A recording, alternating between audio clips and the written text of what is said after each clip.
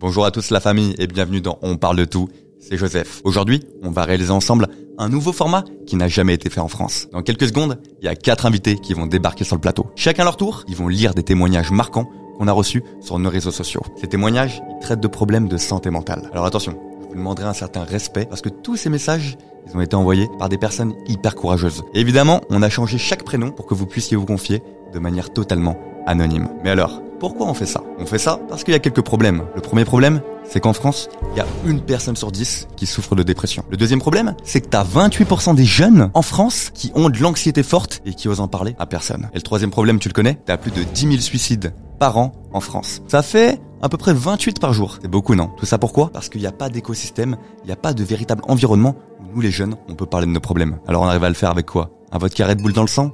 Ouais, mais c'est plus compliqué que ça. Alors ouais, t'as les psychologues, t'as les psychiatres, mais c'est pas adapté à tout le monde. Alors, chez On parle de tout, on a voulu permettre à n'importe quel jeune de se confier à n'importe qui et de pouvoir parler de ses problèmes librement. Alors, si tu te sens concerné par cette mission, je te laisse t'abonner et je te laisse prendre soin de toi. Bonne vidéo.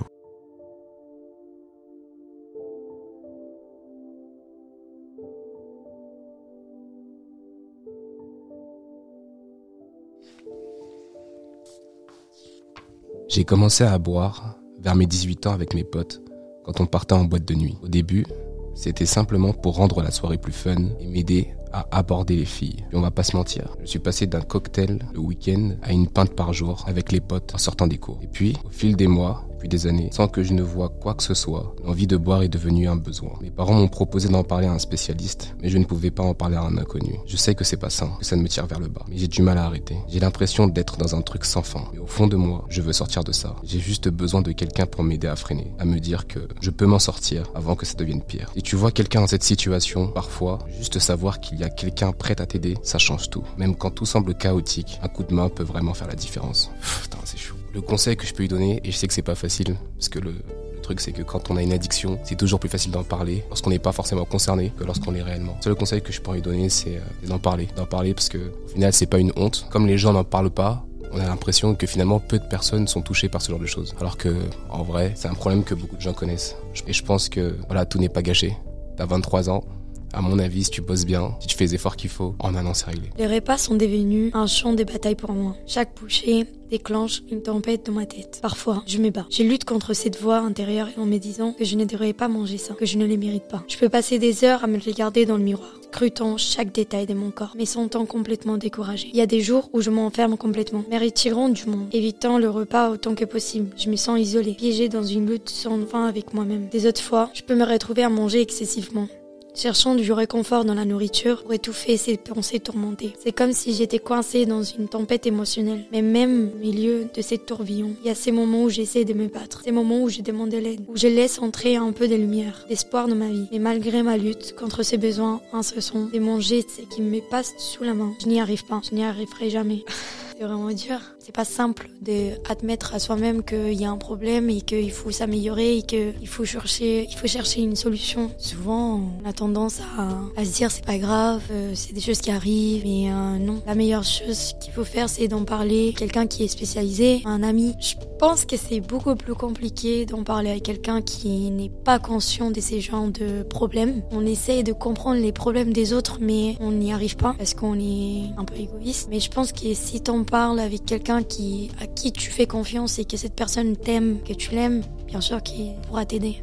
Ça y est, depuis 2 mois, j'ai mon premier petit copain que j'ai rencontré à l'école de commerce. C'est tout nouveau pour moi car étant plutôt timide, je ne m'intéressais pas trop aux garçons avant. Lui, de son côté, a déjà eu plusieurs copines, donc il m'a rapidement mise à l'aise. On sort dans des bars, on regarde des films, on se confie beaucoup sur nos problèmes et ça me fait beaucoup de bien. Mais il y a un côté que je redoute de plus en plus et qui devient plutôt stressant dans cette relation, c'est le passage à l'acte sexuel. La première fois, il me disait qu'on pourrait prendre notre temps pour faire notre première fois, mais depuis quelques semaines, il m'en parle tous les jours. Il me dit que j'ai 19 ans et qu'il serait temps pour moi de le faire, que je suis plus une gamine et que c'est normal dans un couple de le faire régulièrement. Il a peut-être raison, car la plupart de mes copines ont toutes déjà fait l'amour. Je ne sais pas quoi en penser. La semaine dernière, après les cours, il a évoqué l'idée de me quitter si je ne le faisais pas bientôt, car il ne se sentait pas comme un vrai homme. Tous ces mots me mettent la boule au ventre. Je vous avoue. Le domaine sexuel est très intime pour moi, car je ne me sens pas totalement à l'aise avec mon corps, mais le fait que mon copain me mette la pression par rapport à ça me fait sentir différente. Je suis totalement perdue, Je ne me sens pas encore prête, mais je l'aime et je ne veux pas le perdre. Je pense que on se rend rarement compte que la première fois c'est si important que ça, et ça peut être un événement magnifique comme un événement traumatisant si on n'est pas prêt. Et je pense que l'amour d'une personne, que le rapport sexuel, ça se mérite. Et surtout, ça se conçoit. Si tu es pas consentante, si t'es pas encore prête, si t'es pas encore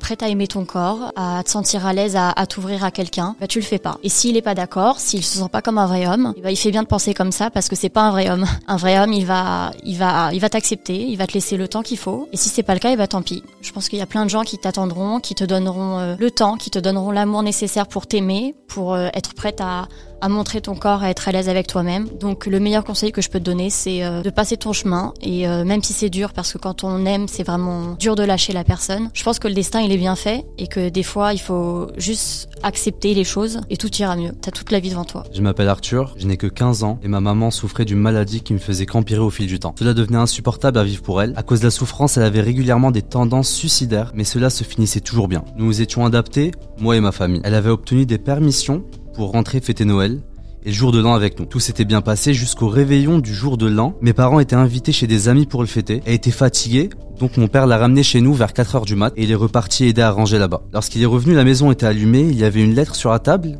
où elle expliquait qu'elle n'en pouvait plus de nous faire vivre un tel calvaire et de le vivre également. Qu'elle nous aimait tellement qu'elle préférait en finir. Je n'arrivais pas à me rendre compte qu'elle est vraiment partie. J'essaye de me le dire sans cesse, mais ça n'est pas encore très clair dans ma tête. Je souffre tellement au fond de moi.